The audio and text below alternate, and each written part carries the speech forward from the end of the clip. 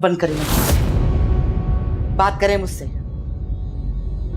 जाहिर सी बात है, अब तुमने तमाशा शुरू कर दिया है तो किसी की क्या मजाल है जो कुछ कर सके। बोलो, सुन रहा हूं मैं। क्यों किया है आपने ऐसे? दो कौड़ी का करके रख दिया है आपने मुझे बच्चों की नजरों में। दोनों नफरत कर रहे हैं मुझसे।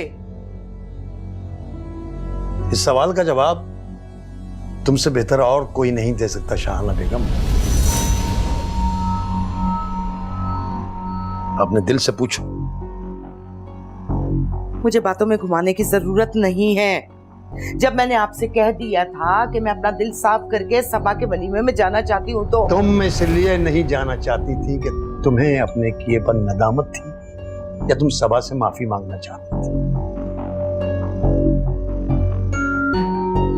तुम सिर्फ और सिर्फ